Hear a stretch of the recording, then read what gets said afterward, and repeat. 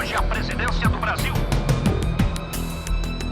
Ato posto está proibido. Não admitimos passeata nem comício. Está todo mundo preso.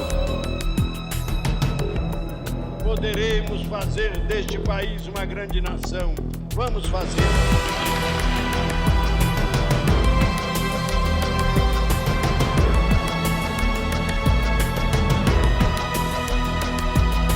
Declaro prorrogada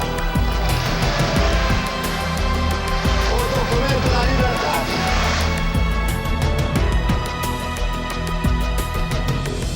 Lamento informar que o excelentíssimo senhor presidente da República, Tancredo de Almeida Neves, faleceu esta noite. Prometo manter, defender e cumprir a Constituição.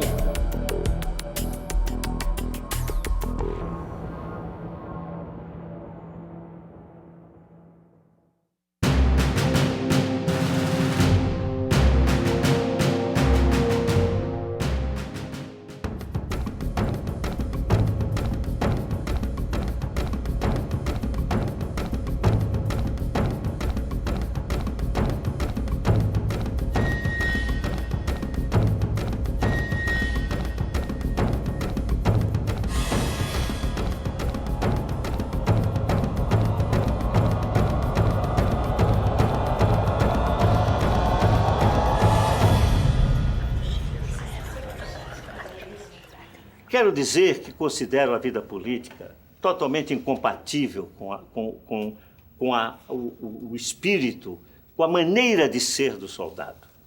Por quê? O soldado é um homem preparado para a guerra. É um homem preparado para enfrentar o inimigo, para ter aliados e ter o inimigo, e para derrotá-lo. O político é um homem da conversação, é um homem do diálogo, é um homem do toma lá, dá cá, incompatível com a maneira de ser do militar.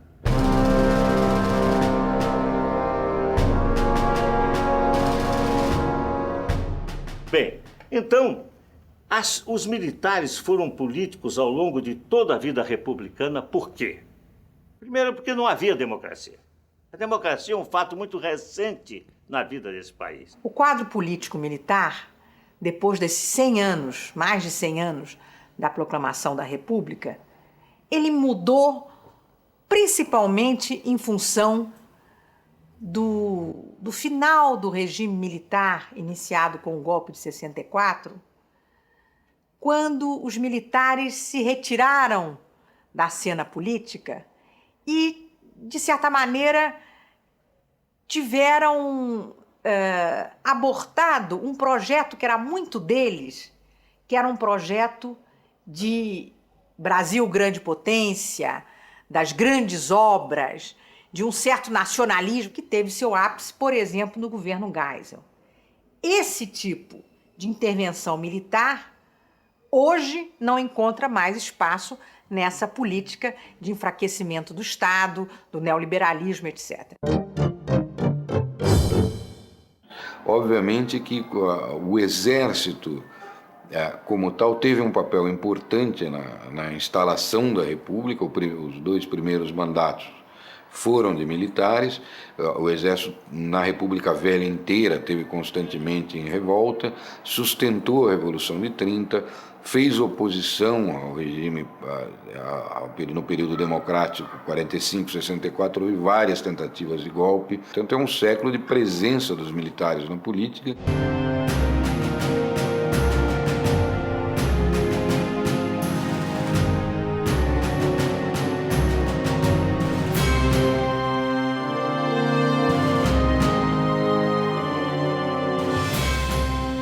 Muita gente raciocina com as Forças Armadas como se fossem um bloco monolítico.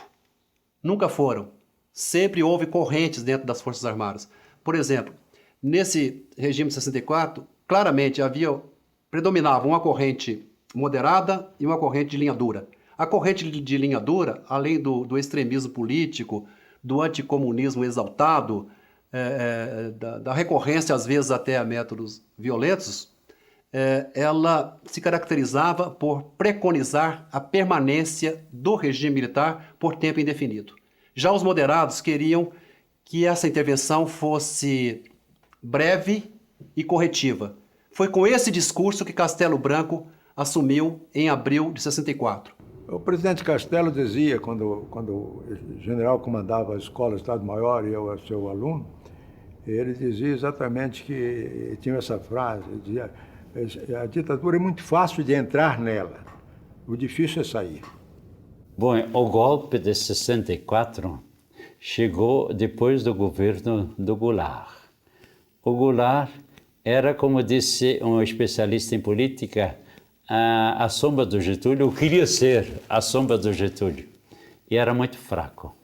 Embora homem boníssimo, mas muito fraco. Então, todos nós temíamos que viesse no Brasil um período de anarquia e talvez até de comunismo, não é? E então, quando veio aquela marcha, muitos bispos, na Marcha da Família com Deus, muitos bispos apoiaram aquele movimento.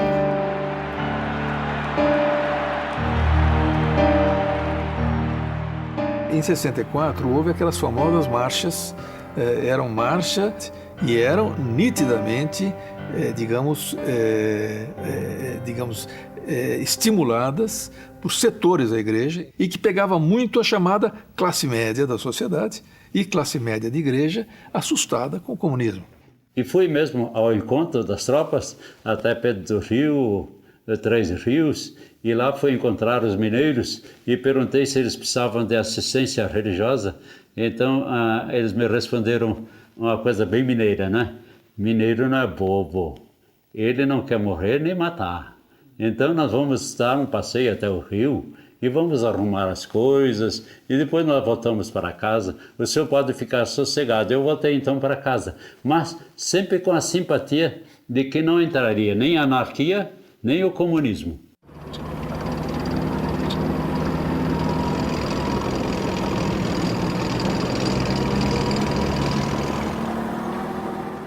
A igreja teve um gesto ela somou com o golpe totalmente. Ela ofereceu a infraestrutura para o golpe, porque ela assustou com o medo do comunismo.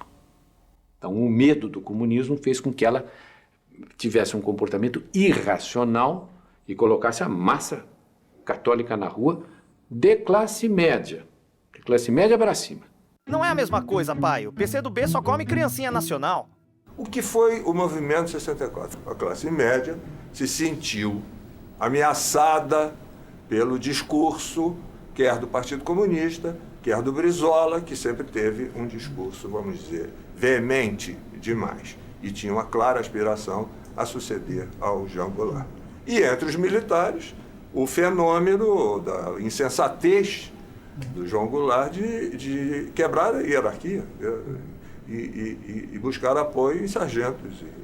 E aquilo ali realmente destroçou qualquer possibilidade dele de se manter no poder com as classes armadas organizadas tal como ela.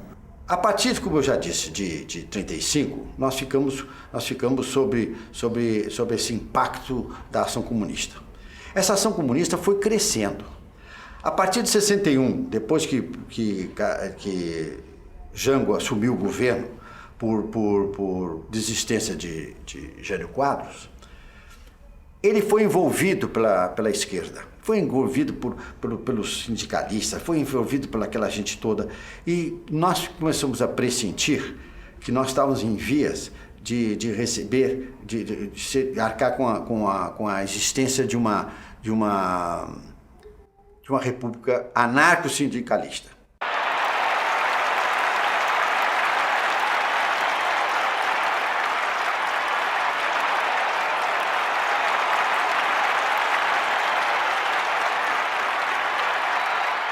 Praticamente todos os jornais estavam contra o Jango.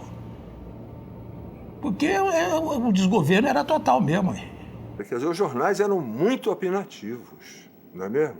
Eram muito engajados. O movimento de 64, o papel da imprensa para que se tornasse vitorioso foi tão importante quanto o dos militares, até mais. A imprensa teve um papel decisivo. Veio o golpe, é uma coincidência. O Brasil estava no centro do noticiário internacional.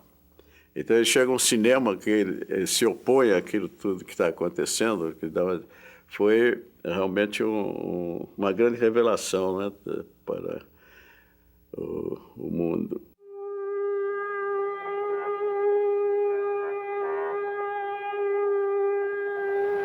Porque havemos de ser sempre desgraçados, fugindo no mato que nem bicho. Podemos viver como sempre, fugindo que nem bicho. O teatro brasileiro e o cinema brasileiro, eles foram importantes porque representavam de uma forma estética revolucionária, né? E traziam a realidade do mundo, né? Ideias e exemplos, né? Para a realidade brasileira. E significaram para a juventude de 68, né, uma relação afetiva muito forte de acreditar em sonhos e acreditar em valores éticos. E eu sempre fui contra aqueles subversivos que tomaram o poder, porque nós éramos legalistas, nós éramos a favor da continuidade democrática, da continuidade do Jango, que tinha sido eleito vice-presidente e tinha assumido a presidência.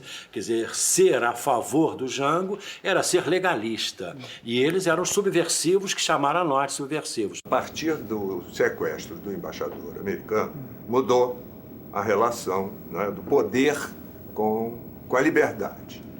E houve a doença do Costa e Silva, em seguida o Médici assumiu. Apesar de você, amanhã há de ser uma música evidentemente contra o Médici, né? contra o regime, né? E muito bem feita, com uma letra fantástica, né? Assim, você que inventou a tristeza, ora faça a fineza de desinventar.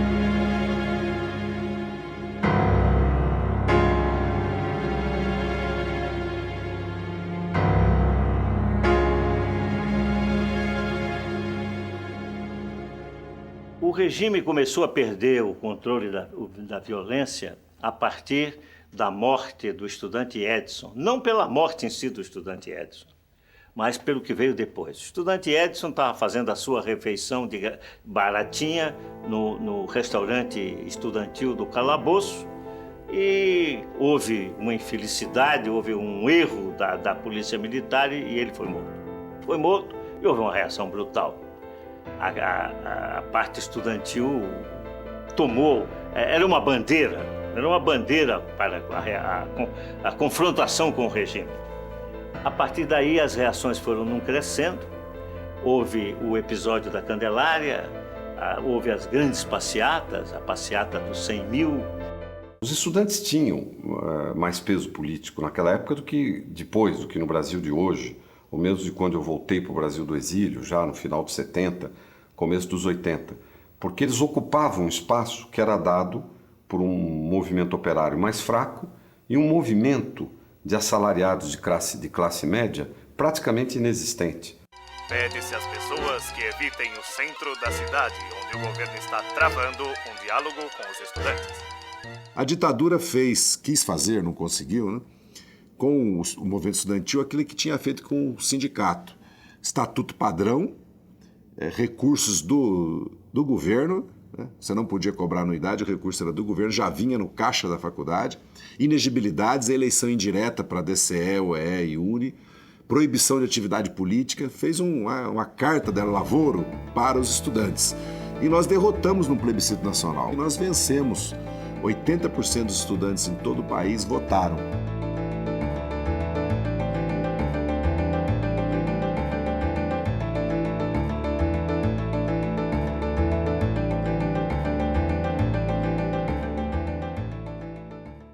Os deputados que haviam apoiado o golpe já tinham comunicado a mim, ao Plínio Sampaio, ao Almir Afonso, que nós seríamos cassados, liminarmente cassados, e que perderíamos o mandato. Eu considero o Juscelino a figura mais importante da República até o ano do século passado.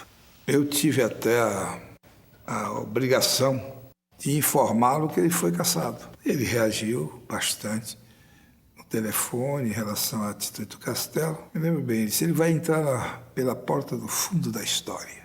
A partir de 68, aí nós fomos realmente amordaçados. Em 71 eu fui banido. Nessa época, foi a censura que Geisel fez com Armando Falcão no Balé Bolshoi, que passou para todo mundo menos para o Brasil, porque era uma expressão cultural da União Soviética. Você veja que coisa mais idiota. Mas essas idiotices existiram muitas. Aliás, o letrista brasileiro, a partir daí, ele criou uma técnica, exercitou muito essa coisa de falar as coisas que ele ia falar através de metáfora, de maneira que a censura não entendesse o que ele falava e com a esperança de que o público entendesse. Pai, afasta de mim esse cálice.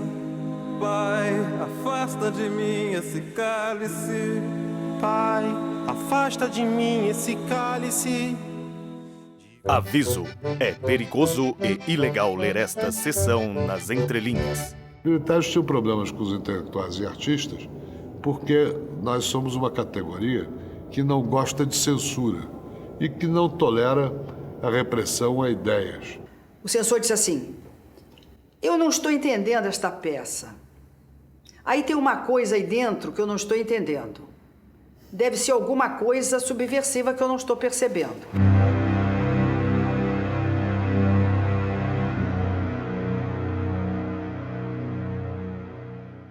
Eu acredito que a primeira reação consciente, coordenada contra o golpe foi o Show Opinião. E o Grupo Opinião começou a montar espetáculos que, no fundo, eram espetáculos de conscientização e de protesto contra o regime, né? O primeiro foi o famoso Show Opinião, com Nara Leão, Zequete e João do Vale, que estreou o nosso teatro. Graças a Deus, nós tivemos esta participação. A música popular brasileira e o teatro brasileiro. Em qualquer manifestação libertária, arriscando a pele, arriscando prisão, arriscando bordoada, nós estávamos lá. A repressão foi consequência da subversão. Se não houvesse subversão, não tinha repressão. Nós nunca prendemos ninguém que não tenha feito nada. Ato público está proibido. Não admitimos passeata nem comício. Está todo mundo preso.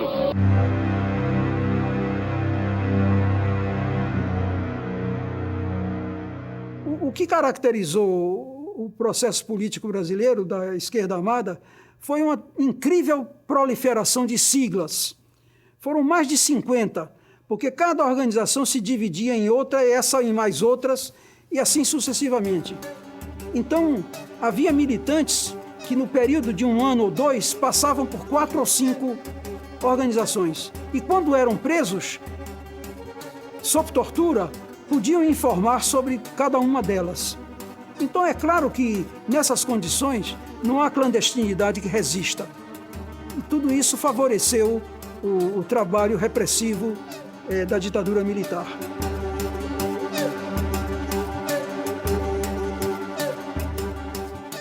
Olha, aqueles dois padres, né, o Aristides e o Guriu, dois padres franceses que estavam na região do Araguaia, uma região conflituosa, problemas de terra terríveis, etc.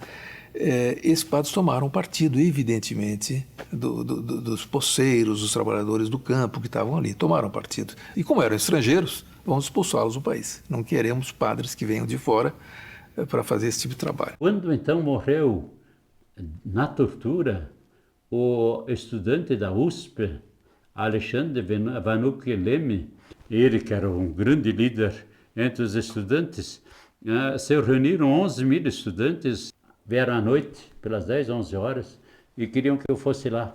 E o senhor tem que celebrar uma missa lá, pelo Alexandre Vanucchi Leme em protesto.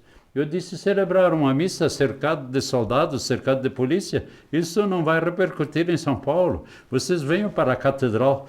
Aí, naquele momento, a catedral se encheu, em torno da catedral também, estudantes de todos os tipos, de todos os lugares, e a gente teve uma manifestação, eu fiz um protesto contra a tortura ou contra qualquer tipo de tortura. A chamada linha dura, que queria levar a repressão até as últimas consequências, né?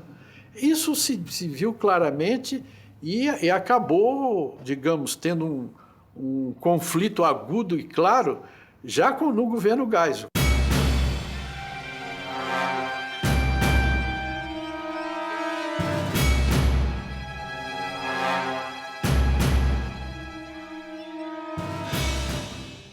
Eu lembro que quando eu fui preso em abril de 1980, eu um pouco já esperava a prisão, porque desde novembro de 79 a abril de 80, eu passei todos esses meses sendo seguido pela Polícia Federal aonde quer que eu fosse, em qualquer parte do território nacional. O alto comando militar é responsável pela tortura. É preciso que o país inteiro se convença disso. Não foram alguns tenentes, alguns capitães, bandidos, tarados que resolveram torturar as pessoas. Não. A tortura no Brasil era uma coisa institucional do regime.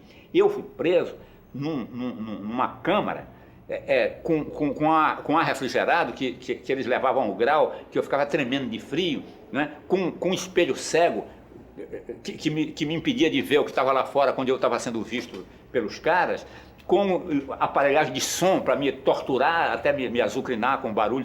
Então, uma coisa construída dentro de um quartel. Num quartel você não muda um retrato de lugar sem ordem do comandante. Você não pode construir uma coisa dessa sem que o ministro da guerra saiba, sem que tenha dinheiro para fazer isso. Nós fizemos isso por um preço muito reduzido de vidas. Repressão em todo o país. 20 anos de escuridão, né? Aquelas barbaridades todas. Foi morto na tortura? Eu fui condenado. E eu fui preso por protestar. Eu fui preso em minha casa, né? Eu fui preso. Não é? Eu era espancado como um animal. Cheio de sangue. Perdido a mão. Eu ficava tremendo de frio. Uma cela escura, não desmaiava de dor. Tortura da água, fios elétricos no tímpano. Torturar, até me azucrinar.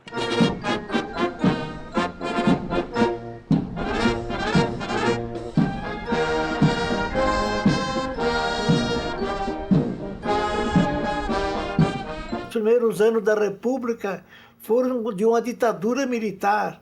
Primeiro com Deodoro da Fonseca, depois com Floriano Peixoto.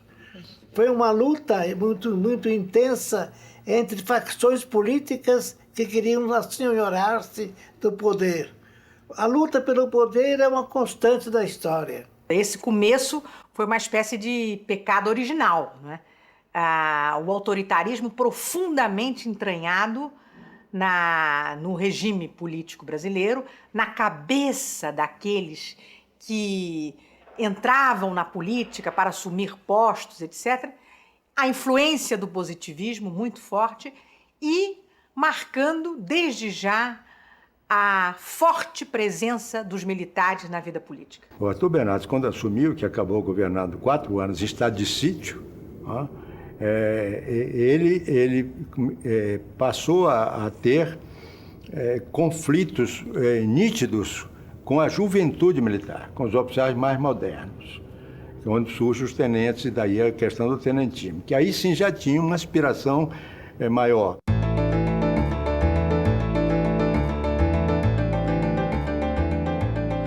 Eu acredito que em 32 eles mantiveram a unidade do governo que tinha iniciado a Revolução em 30. Depois houve 34, a Constituinte de 34, e adiante vem o movimento intentona comunista, que eu presumo que o 37 tenha sido consequência desse movimento em 35.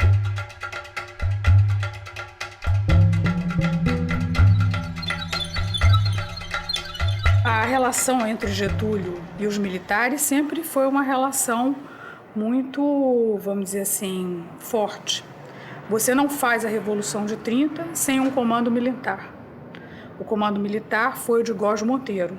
Góes Monteiro acompanha Getúlio durante todo o período de 30 a 45, Estado Novo inclusive, Dutra inclusive, né, num momento em que você tem uma composição forte do Estado Nacional com os militares.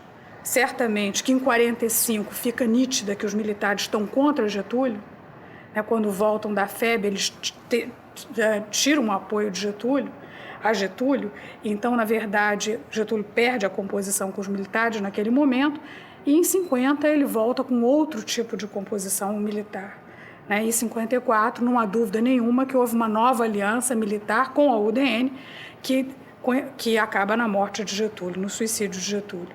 E quando os militares discordam, Getúlio cai. De certo modo, nós podemos dizer que o suicídio de Getúlio, em agosto de 54, adiou em 10 anos o golpe de 64.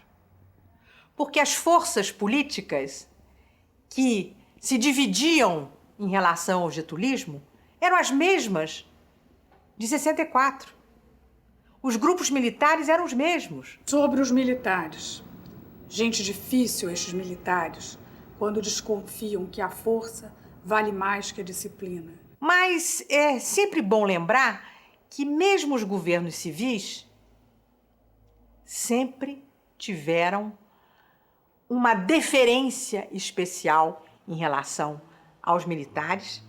E eu vou lembrar um caso de um presidente civil que foi eleito com grande apoio popular, como foi o caso de Jânio Quadros, que renunciou 7 meses depois, e que tinha uma relação muito especial com os militares. Eu costumo dizer que a vassoura do Jânio abriu caminho para a espada, porque certamente foi essa fortaleza dos militares nesse breve período do Jânio que deram uma força para enfrentar o governo de João Goulart e depois para o golpe de 64.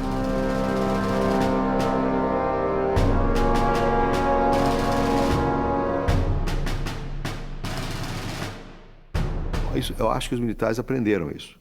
Com a mudança da sociedade, eles participam dessa mudança. Eles aprenderam que não adianta, que não é assim. Então, hoje a formação é mais profissional, esse ímpeto de que são salvadores da pátria desapareceu.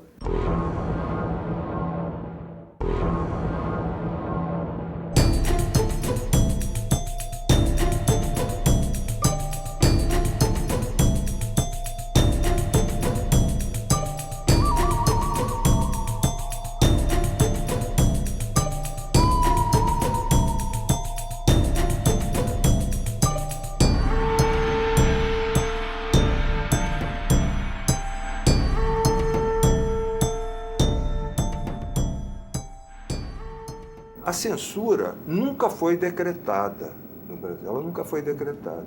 Foi uma coisa que eu diria cínica, historicamente cínica. Para que não ficasse registro de que houve censura, houve uma verificação, um decreto de verificação de livros e revistas sobre aspectos morais, que era para defender os costumes. A censura começou pelo telefone. Vozes misteriosas diziam não publique isso, não publique aquilo.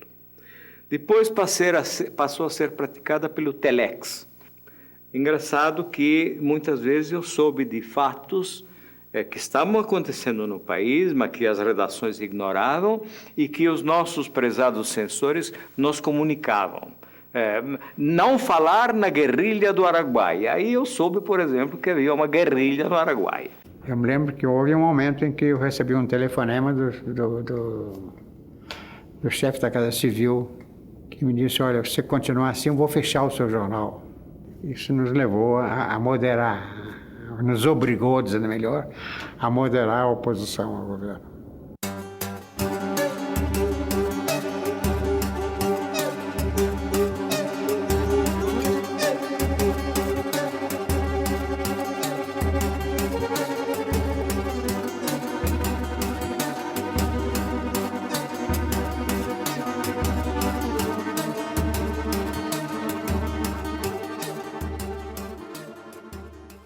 Então, o bom exemplo, acho que um exemplo bastante significativo é o jornal Estado de São Paulo. Conspirou a favor do regime militar, mas quando nós chegamos no ano de 1972, ela entra no desagrado geral. Ela já vinha se colocando na oposição, o jornal já vinha se colocando na oposição, mas o desagrado vai ser maior a partir de 1972. E eles vão sofrer a pressão e a presença do censor na redação. Houve essa adesão de um grupo de civis importantes, grandes empresários, que aderiram à conspiração ou que nome tenha, para derrubar o Jango. E os jornais todos participaram dessa combinação. Mas você vai ter a perseguição direta, clara, a jornalistas que, inclusive, não conseguem achar mais espaço para trabalho. Empresas de comunicação, elas não podem mais manter nos seus quadros esses jornalistas que começam a ser alvo de tiro, né? Então, eles, na realidade, passam a ser os grandes alvos e passa-se a exigir as cabeças das pessoas. Então, tal empresa não pode ter mais uma pessoa dentro dos seus quadros, porque se ela tiver, ela é que vai ser, daqui para frente, o alvo. Cláudio assumiu a direção da redação da Folha. Isso se deu em 74. Meados de 74. Nesse momento, ele assumiu a direção da Folha e começou a fazer um jornal muito vivaz, inteligente, brilhante e praticado, realizado na prática de um bom jornalismo. Esse jornal, evidentemente, começou a se tornar incômodo. Cláudio Abramo deixou a direção da Folha por pressão política, sob a ameaça de que fechariam o jornal se ele continuasse na direção. O jornal era comunista, que aqui era um foco de comunistas. O Paulo Francisco, que já estava preso, ligou para a redação do jornal dizendo que eles queriam só me ouvir. Eu era presidente da empresa e era diretor responsável do jornal, era editor do jornal, e eles queriam me ouvir, então eu fui me apresentar para a Vila Militar, nos apresentamos e ficamos 2 meses presos. Sim, eu fui ameaçado pelos órgãos de repressão naquela época, de várias maneiras. 2 vezes fui preso. E no fim, aliás, as pressões tiveram êxito, porque eu saí da Veja exatamente em função dessas pressões, que eram centralizadas na pessoa do Armando Falcão, que era o ministro da Justiça e era uma figura muito forte naquele momento. O caso mais notório e mais conhecido de todos nós, pela sua notoriedade, é o caso de Vladimir Herzog. Então, um homem erudito, um homem de letras, um intelectual. Ele vai ser procurado pelo DOI-CODE num determinado dia, no dia 24 de outubro de 1975. Ele, naquele momento, faz uma negociação com os seus, que seriam os seus algozes futuros do dia seguinte, dizendo para não ir depor no dia 24, e ele mesmo, por sua conta e risco, no dia 25 de outubro, às 8 horas da manhã, se apresenta no DOI-CODE. O DOI-CODE queria literalmente trucidá-lo no período de algumas horas. Às 2 horas da tarde, ele já está morto. Eu não tenho convicção que ele pode ter sido morto, porque eu sei o que é uma pessoa assustada e não preparada. Porque você sabe que, normalmente, os homens da subversão eram homens preparados, eram soldados como nós. Eu ficava impressionado com a decisão, com a disposição para a luta, Nitidamente, Herzog não era preparado por isso. Às vezes eu fico pensando, um homem não preparado e assustado faz qualquer coisa, até se mata. Foi torturado e foi morto. E as pessoas que prepararam o corpo do Herzog perceberam que ele estava muito machucado. Não tinha sido suicídio, não. Tinha sido pancada mesmo. Eu sou um negro gato de arrepia, e essa minha vida é mesmo de amarga. Qual que é o momento em que acontece a chamada imprensa alternativa? Os historiadores que trabalham com esse tema chegam a dizer que, basicamente, com o lançamento do Pasquim, estamos no ano de 1969, que você vai ter o início da chamada imprensa alternativa. Mas atrás do Pasquim existe uma quantidade gigantesca, enorme de jornais que fizeram a cabeça e que foram importantíssimos para as pessoas. O jornal Opinião, que nós fundamos na década de 70, ele, com a sua atuação bastante independente, ele ajudou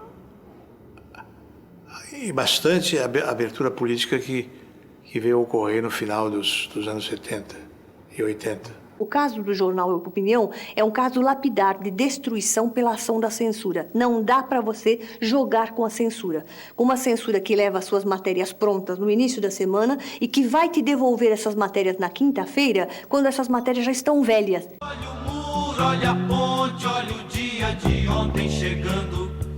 Que medo você tem de nós? Olha aí. Bom, antes de mais nada havia o DIP, que era um departamento suadizante propaganda dos feitos do governo ditatorial, mas que exercia uma censura severa sobre os jornais. Os jornais não podiam desfrutar do poder de crítica contundente, crítica esta que poderia, acumulando-se, se transformar em uma oposição organizada. O jogo começou mal. 3 bolas nos primeiros 5 minutos. O Departamento de Imprensa e Propaganda mandava todos os press releases, todos tinham que publicar igualmente. Quando o jornal Estado de São Paulo recusou, houve a intervenção dele.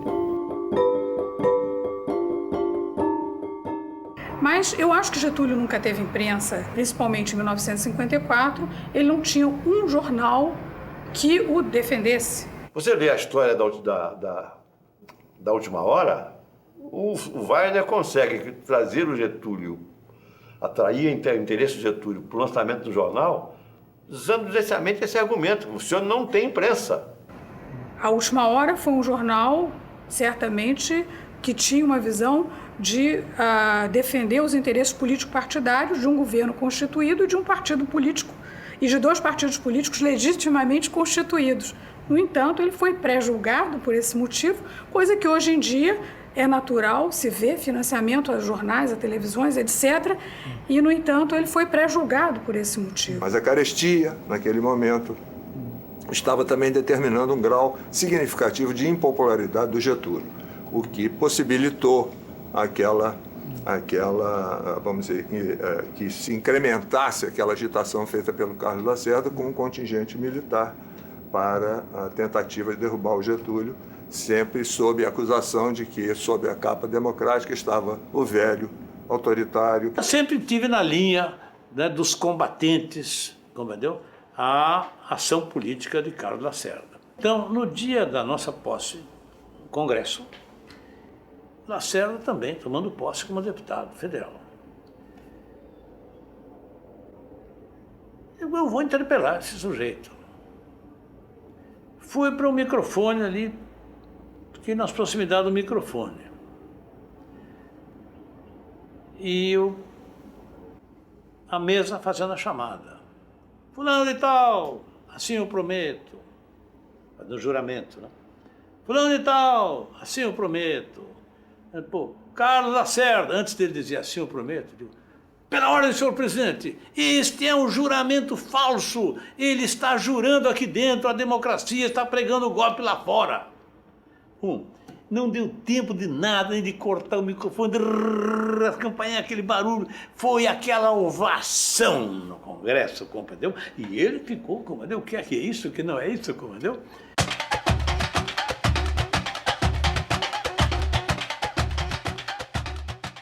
Porque quem depende do governo, financeiramente, tem que ser acessível a pedidos oficiais, não é verdade? Quais são os jornais, os órgãos que não dependem do governo? Eu cito 2 com tranquilidade, e só 2. Folha de São Paulo e Estado de São Paulo. Globo é grande demais, tem muitos interesses, né? Jornal do Brasil está acabando. Quem mais? Eu acho que essa é uma situação abusiva, incompatível com a democracia. O Brasil gasta muito dinheiro com a publicidade oficial. Essa publicidade oficial, ela evidentemente que ela não é democrática, ela é distribuída de acordo com opções políticas. E isso eu acho que compromete, joga macula um pouco o processo da imprensa, da liberdade de imprensa. Os donos de jornal são grandes empresários e o empresariado brasileiro é extremamente conservador. Então, em casos de disputa majoritária, a tendência dos donos de jornal é favorecer mais os candidatos conservadores. O caso clássico é a famosa edição do debate entre Lula e Fernando Collor pela TV Globo na véspera da eleição. Foi uma clara edição partidária.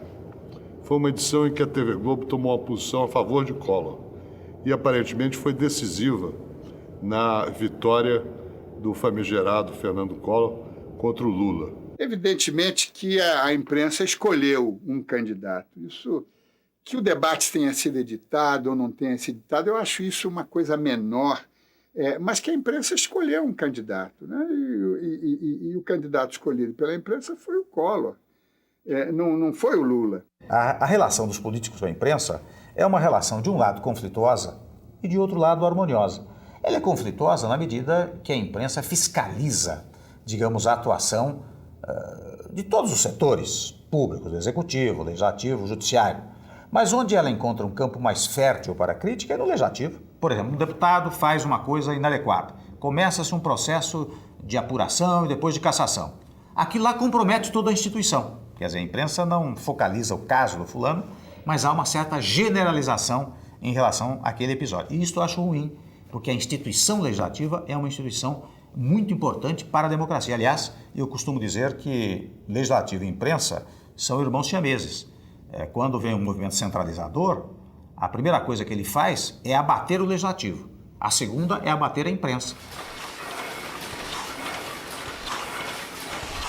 A imprensa sempre foi pautada pelos políticos. E, evidentemente, é que os jornais, tendo essa proximidade com o poder político, eles refletem certos interesses do poder político e, por sua vez, os políticos percebem o que está nos jornais e dão seguimento a isso. Então, é uma bola de neve.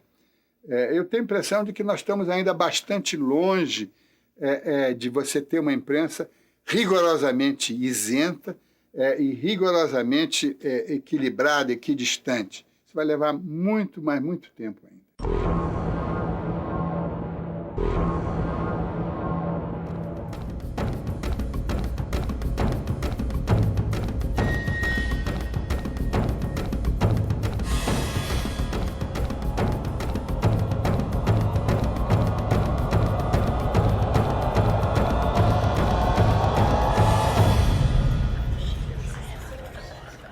Um dos exemplos da perda de poder da Igreja Católica, a partir da República, se dá justamente por aquilo que a Constituição estabelece ao separar Igreja e Estado, que até então eram juntos.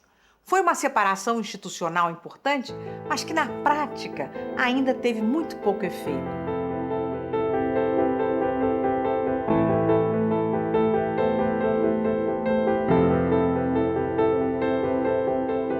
Porque foi negociada essa separação.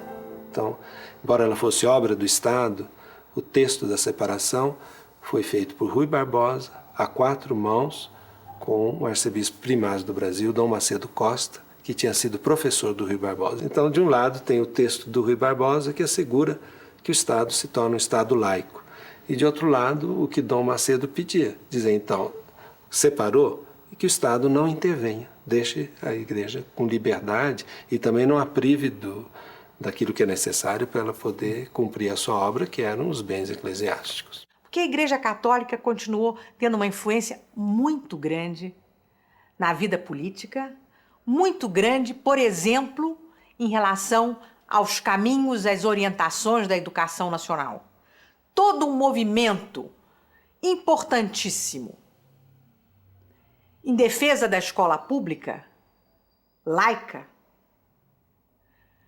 se deu em oposição à fortíssima presença da Igreja Católica nessa discussão sobre os rumos da educação nacional. Se cobra muito depressa de Getúlio Vargas aquilo que estava entalado na Igreja, na separação entre Igreja e Estado, que era fundamentalmente a questão da escola. Então, a primeira coisa que se pede e se consegue em 1931 é um decreto autorizando o ensino religioso nas escolas. E devo dizer que essa presença da Igreja Católica na educação nacional continua importante ainda hoje. Nós temos, por exemplo, no Congresso Nacional, uma bancada privatista na área de educação muito importante e liderada por religiosos. A igreja estava defendendo os seus direitos na educação, os seus direitos na oficialidade, no oficialismo, compreende? O combate às heresias, queima de livro de protestante, essas coisas que hoje os católicos têm vergonha desse período, e aliás já pediram desculpa. O Getúlio tinha um receio muito grande do cardeal, como também dos bispos e dos padres. Ele disse: gente de saia sempre é perigosa. Isso quer dizer a mulher e, sobretudo, naquele tempo, os padres, não? E aí, o que é novo no Brasil é a ruptura de uma parte da igreja com esta velha tradição. A igreja sempre foi dividida. A igreja nunca foi monolítica. Ela consegue uma unidade, mas sempre uma unidade tensa entre os seus grupos internos. O relacionamento dos comunistas com a igreja, ele atravessa, digamos assim, duas etapas. Quer dizer, na década de 20, na década de 30, a igreja travou contra os socialistas, os comunistas, os anarquistas, uma campanha terrível. Mas já a partir de 1950, a postura da igreja começa a mudar. Note-se que em 1952 foi organizada a CNBB, Confederação Nacional dos Bispos do Brasil. E a CNBB começa a levantar, desde essa época, uma série de denúncias. E aí começam a surgir alguns bispos da hierarquia, como é o caso de Dom Helder Câmara, que começam a postular essa guinada. Não basta pedir perdão pelos erros de ontem. É preciso acertar o passo hoje, sem ligar ao que disserem. Claro que dirão, Mariana, que é política, que é subversão, que é comunismo, é Evangelho de Cristo, Mariana. Hoje, a igreja não é um elemento de sustentação, embora você tenha lá dentro um grande grupo que não critica o sistema, você tem um grande grupo poderoso e influente que critica o sistema.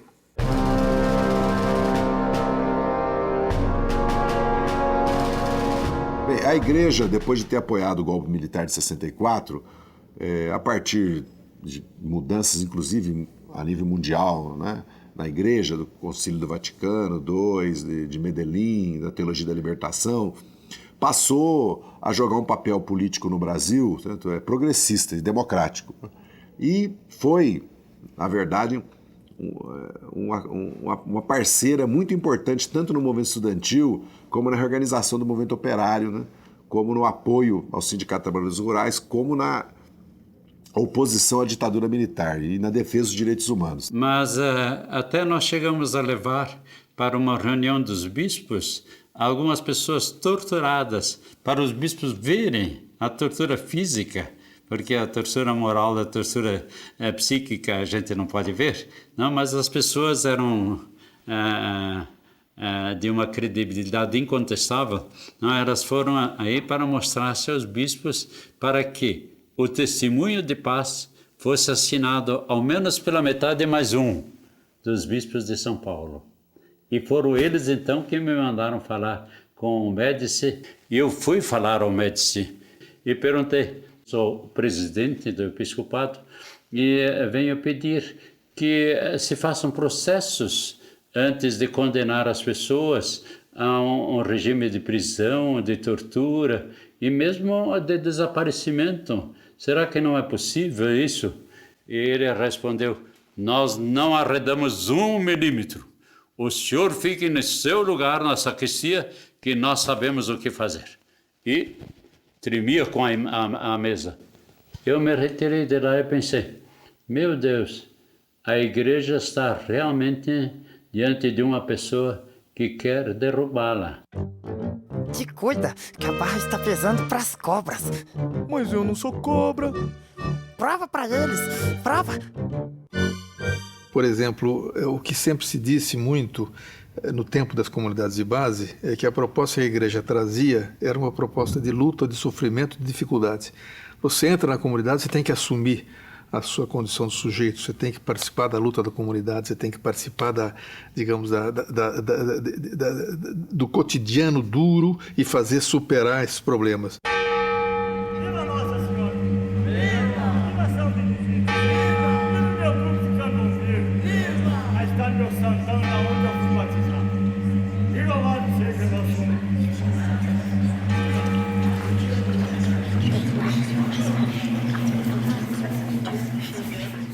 Eu acho que a Igreja Católica, ela, do ponto de vista político, tem uma vantagem com relação às demais. Ela tem uma teoria da junção entre fé e política, que é a teologia da libertação, e que foi uma contribuição incalculável para a América Latina e particularmente para o Brasil.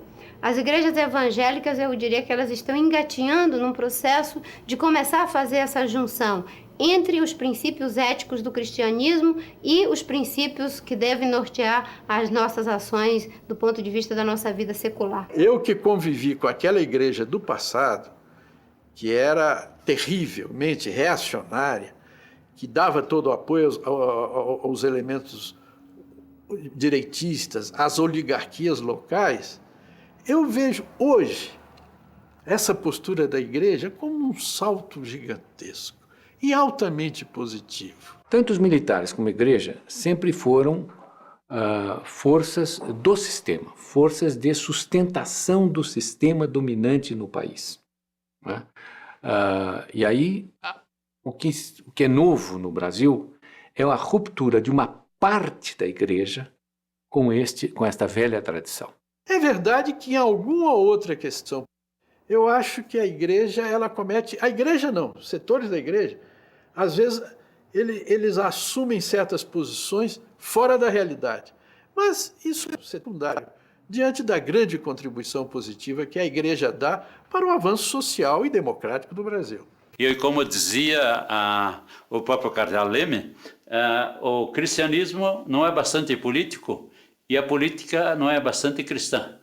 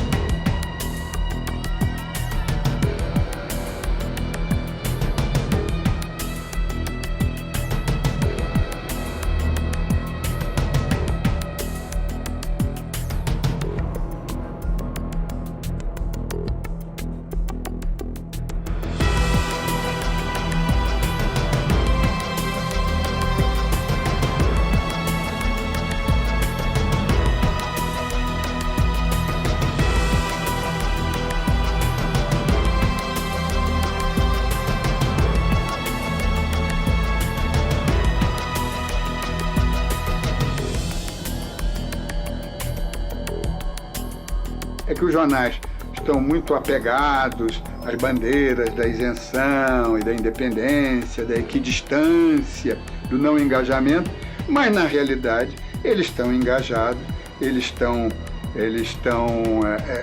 com posições tomadas, só que eles fazem isso de uma forma, digamos, mais sutil ou menos ostensiva. E aí criam-se algumas ambiguidades, quer dizer, um jornal ou uma revista que de repente se apresenta como a paladina ou o paladino da liberdade de expressão e tudo, e ao mesmo tempo eles estão profundamente engajados em posições extremadas que não admitem que os outros se expressem nas suas páginas. Então, isso é inevitável. A gente compra um livro porque o livro vai nos dizer coisas. E ouve uma música porque aquela música vai dizer aquilo que nós queremos ouvir ou sentir. E assim com o jornal também. É inevitável. Então, são ambiguidades que a gente deve levar em consideração, mas de qualquer forma houve uma evolução.